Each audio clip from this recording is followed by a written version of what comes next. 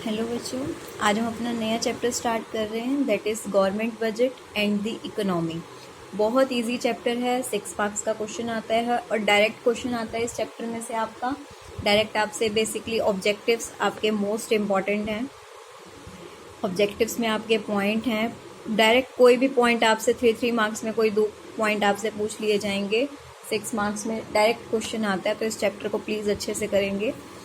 80% chances होते हैं कि वो आपका ऑब्जेक्टिव में से हो क्वेश्चन और 20% चांसेस होते हैं कि वो किसी और उसमें से हो। और 1 मार्क्स में भी आपके क्वेश्चन आते हैं, उसमें आपको कोई भी एक एग्जांपल दिया होगा, आपको बताना होगा कि वो रिवेन्यू है, कैपिटल है, रिवेन्यू रिसिप्ट है या रिवेन्यू एक्सपेंडिचर है, उसमें से फाइंड आउट करना होता है। तो 1 मार्क में भी यहाँ से क्वेश्चन कवर होता है आपका। तो बहुत ईजी चैप्टर है, इसको ध्यान से करेंगे। देखिए गवर्नमेंट बजट क्या होता है। गवर्नमेंट बजट बताने से पहले मैं आपको बजट के बारे में बताती हूँ। सपोज कीजिए कि आपके फादर को सैलरी मिली है, ठीक है। सैलरी मिलने के बाद वो पैसा लाके किसको देते हैं? आपकी मदर को। क्यों? क्योंकि घर कौन चलाता है? मम्मी चलाती हैं। अब मम्मी को जब पैसा दिया गया तो मम्मी के पास सपोज कीजिए 10,000 रुपीज़ गए, तो 10,000 का उनको पहले एक बजट प्रिपेयर करना होता है कि उनको पता है, आइडिया है कि मेरा पैसा कहाँ कहाँ खर्च हो सकता है, क्योंकि वो इतने टाइम से करते आ रहे हैं। पास्ट रिकॉर्ड देखेंगे, पिछले महीने आटा कितने का आया था, दाल कितनी आई थी, तो उनको आइडिया है दूध कितने का आया था। वहाँ से पिछले रिकॉर्ड से उनको पता होता है कि कितना पैसा कहाँ पे लगना होता है और कितना पैसा उनको बचा के रखना है फ्यूचर के लिए। तो बजट का मतलब होता है कि एक प्रॉपर प्लान बनाना कि आप अपने पैसे को कहाँ लगाओगे, कहाँ से आपको उम्मीद है कि कोई पैसा आपके पास आ जाए। सेम गवर्नमेंट करती है, गवर्नमेंट भी अपना एक बजट प्रिपेयर करती है। Last day of every month of the February is well known in India.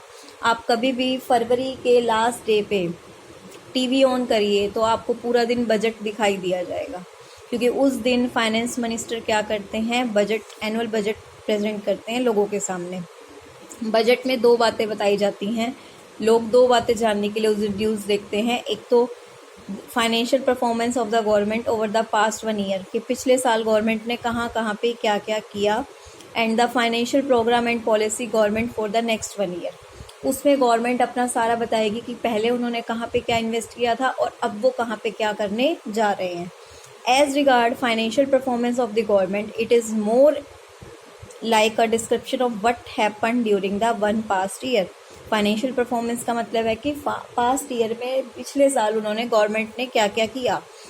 Focus is placed largely on the part of the budget describing program and policy of the government. Main focus आपको किस पे दिया जाएगा कि अब जो government ने budget prepare करा है, 100 करोड़ 50 करोड़ किस जगह पे कहाँ पे लगाने हैं, कैसे लगाने हैं, वो सारी पॉलिसी आपको बताई जाएगी। और उन पॉलिसी को हम क्या कहते हैं? बजटरी पॉलिसी, या फिर हम फिस्कल पॉलिसी भी कह सकते हैं। इसके 2 एक्सपेक्ट होते हैं, एक रिवेन्यू एक्सपेक्ट, एक एक्सपेंडिचर। रिवेन्यू यानी कि कहाँ से पैसा आएगा, और एक्सपेंडिचर यानी कि कहाँ कहाँ पे गवर्नमेंट उसको इन्वेस्ट करेगी।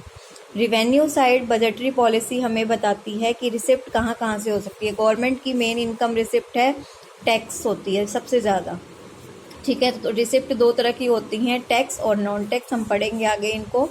और एक्सपेंडिचर दूसरी साइड पे गवर्नमेंट कहाँ कहाँ करती है? देखिए, कंजम्पशन में, और कहाँ करती है? इन्वेस्टमेंट में, या कोई ट्रांसफ़र पेमेंट। ट्रांसफ़र पेमेंट जैसे ओल्ड एज को पेंशन देना, ठीक है ना। तो ये बात ध्यान रखना कि रिसिप्ट साइड पे गवर्नमेंट को कहाँ से उम्मीद होती है पैसा आने की? Tax receipt and non receipt. उसके बाद एक्सपेंडिचर गवर्नमेंट कहाँ करती है? कंजम्पशन में, इन्वेस्टमेंट में, या फिर ट्रांसफ़र पेमेंट करने में वो इन्वेस्ट करते हैं।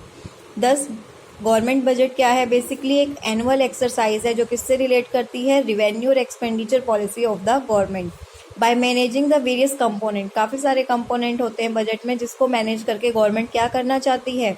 Economic stability with a faster growth of GDP rate बनाना चाहती है।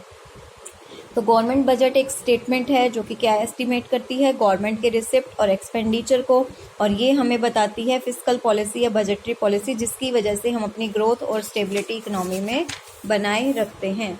आज का मोस्ट इम्पॉर्टेंट कंसेप्ट है, यहाँ से आपका 80% क्वेश्चन कवर होता है 6 मार्क्स का, ध्यान रखना। 80% चांसेस होते हैं इस टॉपिक के आने के, इस चैप्टर में से। मतलब आप ज़्यादातर क्वेश्चन पेपर उठा के देखेंगे तो यही क्वेश्चन आपको मिलेगा। 6 पॉइंट हैं, 6 में से कोई भी 2 पॉइंट आपके पास आ जाते हैं। तो ये चीज़ ध्यान रखना। जिसमें से मोस्ट इम्पॉर्टेंट पॉइंट है जो रिपीट होता है वो ये वाला है, redistribution of income and wealth. तो देखिए हम वन बाय वन सारे स्टेप समझते हैं। पॉइंट जीडीपी ग्रोथ, आप ये as it is point learn करके अपनी नोटबुक में लिखेंगे 6 के 6 पॉइंट। जीडीपी ग्रोथ क्या है, दो तरीके से गवर्नमेंट करती है बजटरी पॉलिसी में। सबसे पहले by making public investment, public investment करके हम जीडीपी ग्रोथ कर सकते हैं इंफ्रास्ट्रक्चर को बढ़ा के। और दूसरा हम क्या कर सकते हैं, प्राइवेट इन्वेस्टमेंट। प्राइवेट इन्वेस्टमेंट कैसे होएगी, लोगों को टैक्स में छूट दे के, सब्सिडी दे के, कहीं ना कहीं लोगों को बेनिफिट करके कि वो टैक्स की वजह से डरे नहीं, अपने काम को बढ़ाएं, अपनी प्रोडक्शन को बढ़ाएं। फिर है balance regional growth. Balance regional growth का मतलब होता है कि आप बैलेंस करने जा रहे हो। रीजनल होते हैं बैकवर्ड एरियाज, रीजनल क्या होते हैं, बैकवर्ड एरियाज जो हैं रीजन वाइज ग्रोथ करना, यानी कि जो बैकवर्ड एरिया है उनको ग्रो करना।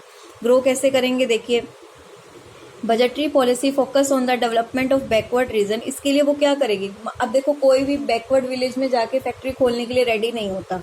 वो सोचता है कि जब मुझे पैसा लगाना ही है तो क्यों ना मैं अच्छी जगह लगाऊं। पर गवर्नमेंट उसको लालच देती है कि अगर आप बैकवर्ड एरिया में लगाओगे हम आपको फ्री की बिजली देंगे, फ्री का पानी देंगे। और एक फैक्ट्री के लिए फ्री की बिजली मिलना बहुत बड़ी बात है, या टैक्स नहीं लगेगा आप पे। गवर्नमेंट उससे बहुत तरह का लालच देती है। तो ये फिस्कल पॉलिसी भी गवर्नमेंट अपनाती है, उसको लालच देती है कि आपको लिबरल टैक्स लो। आप अगर बैकवर्ड एरिया में अपनी कोई काम स्टार्ट करेंगे तो आपको हम टैक्स नहीं लगाएंगे, टैक्स फ्री आप अपने काम को कर पाएंगे, इनकम कमा पाएंगे। तो establishment of special economic zone, SEZ की फुल फॉर्म याद रखना, कई बार MCQ में पूछ ली जाती है। SEZ means special economic zone. ये बैकवर्ड एरियाज के लिए होते हैं जहाँ पे आपको लिबर्टी मिलती है टैक्स में, ठीक है। उसके बाद आपका क्या है, एलोकेशन ऑफ रिसोर्सेज, यानी कि गवर्नमेंट के जो रिसोर्सेज है गवर्नमेंट उसको किस तरह से एलोकेट करेगी कि उसका गवर्नमेंट बजट का ऑब्जेक्टिव फुलफिल हो। In the market economy, resources are allocated to the production of such goods and services which our consumer wish to buy. Market economy में वो वाले रिसोर्सेज प्रोडक्शन की जाती है जो कंज्यूमर चाहता है, जिसका goods commanding higher price, higher allocation of resources. Allocation means बांटना, विभाजन करना। तो ये प्रोसेस कहलाती है रिसोर्स एलोकेशन की, जिसके थ्रू हम क्या कमाना चाहते हैं, profit. But it fails to achieve social इस चीज़ को हम फोकस करके प्रॉफिट तो कमा लेते हैं, सोशल वेलफेयर हमारा कम होता है। वो क्यों कम होता है, देखिए किस वजह से कम होता है। Market economy fail to produce public goods. Market economy में हम सिर्फ क्या करते हैं, अपने फायदे के लिए वही गुड्स बनाना चाहते हैं जो कस्टमर मांग रहा है। हम गरीब लोगों के लिए पब्लिक गुड्स नहीं बना रहे हैं। रिलेट टू मेंटेनेंस लो और पोल्यूशन फ्री एनवायरनमेंट उनको नहीं दे पा रहे। Fail to account for the negative externalities दो तरह की होती हैं, पीछे आपने पढ़ा था अगर याद हो तो। हमने नेशनल इनकम वाले चैप्टर में जीडीपी में पॉइंट आया था ना, एक्सटर्नलिटीज जीडीपी वेलफेयर वाले में 4 पॉइंट्स थे, जहाँ पे एक्सटर्नलिटीज का मतलब क्या था, पॉजिटिव एंड नेगेटिव दो तरह की थी। मीन्स बाहर की कुछ ऐसी एक्टिविटी जिसके थ्रू या तो आपको फायदा हो रहा है या नुकसान हो रहा है। तो नेगेटिव एक्सटर्नलिटीज आपके सामने क्या थी, एनवायरमेंट डिग्रेडेशन आपकी प्रोडक्शन एक्टिविटी से। रिसोर्सेज को इस तरह से कंस्ट्रक्शन में लगाया जाता है कि ज़्यादा प्रॉफिट हो, जिसकी वजह से फॉरेस्ट वगैरह, पेड़ वगैरह काटे जा रहे हैं, यानी कि जो भी एक नेगेटिव एक्सटर्नलिटीज क्रिएट हो रही है। क्लियर है। फिर है आपका most important, redistribution of income and wealth. The distribution of income and wealth is highly unequal in India. Economic divide है, यहाँ पे लोग बटे हुए हैं किसके बीच में, रिच और पुअर के बीच में। द बजटरी पॉलिसी हेल्प करती है इस प्रॉब्लम से बाहर निकलने के लिए। हमारे पास 2 इंस्ट्रूमेंट होते हैं बजटरी पॉलिसी में। देखो गवर्नमेंट के पास हाथ में 2 चीज़ें होती हैं, या तो गवर्नमेंट टैक्स लगाती है या सब्सिडी। सब्सिडी का मतलब होता है छूट देना। तो कह रहे हैं गवर्नमेंट क्या करेगी, अब दोनों के बीच के गैप को थोड़ा सा इक्वल करने के लिए जो अमीर लोग हैं उन पे तो टैक्स लगा देगी और जो गरीब लोग हैं उनको क्या दे देगी, सब्सिडी। तो गवर्नमेंट रीडिस्ट्रीब्यूट करती है income in favour of poor section of the society. Government pursue करती है पॉलिसी को प्रोग्रेसिव टैक्सेशन से। प्रोग्रेसिव टैक्सेशन का मतलब है जिनकी इनकम ज़्यादा उस पर टैक्स ज़्यादा, जिनकी इनकम कम उन पे टैक्स कम। इट रिड्यूसेस, इससे क्या होता है, गल्फ जो बीच का गैप है रिच और पुअर का वो कम होता है।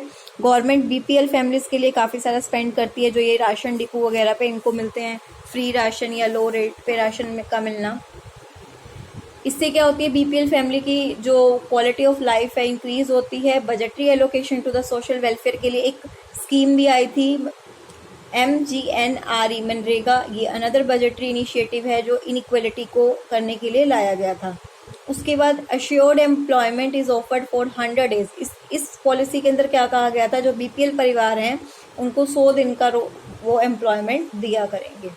एम्प्लॉयमेंट अपॉर्चुनिटी, बजटरी पॉलिसी ने किस पे फोकस किया था, लोगों को रोजगार देने पे। इन्वेस्टमेंट की थी पब्लिक एंटरप्राइज में, और ये लेके आए थे प्रोविजंस लेके आए थे एडमिनिस्ट्रेशन सिस्टम में कि किसी तरह से उनको मिले। देखिए क्या प्रोग्राम है, Mahatma Gandhi national rural employment guarantee act, जो कि लॉन्च किया गया था पुअर सेक्शन को एम्प्लॉयमेंट देने के लिए, और वो 100 डेज की इन्होंने श्योरिटी दी थी। फिर है इकोनॉमिक स्टेबिलिटी। इकोनॉमिक स्टेबिलिटी हम पीछे करके आए हैं, इन्फ्लेशनरी और डिफ्लेशनरी गैप को ख़त्म करना, प्रीवियस चैप्टर में हमने करा था। ये भी फिस्कल पॉलिसी का ही पार्ट होता है, गवर्नमेंट इसको अपने खर्चों के थ्रू भी गवर्नमेंट इसको ठीक करती है। इन्फ्लेशनरी गैप को करेक्ट कैसे करती है गवर्नमेंट देखो, इन्फ्लेशनरी गैप का मतलब होता है कि डिमांड ज़्यादा है, सप्लाई कम है। एग्रीगेट डिमांड में कौन कौन से फैक्टर आते हैं, सी कंजम्पशन, इन्वेस्टमेंट, गवर्नमेंट, एक्सपोर्ट और इम्पोर्ट। तो गवर्नमेंट का भी इसमें रोल है। अगर गवर्नमेंट अपने खर्चे कम कर दे तो डिमांड अपने आप कम हो जाएगी, और डिफ्लेशनरी गैप में गवर्नमेंट अपने खर्चों को क्या कर देगी, बढ़ा देगी। क्लियर है?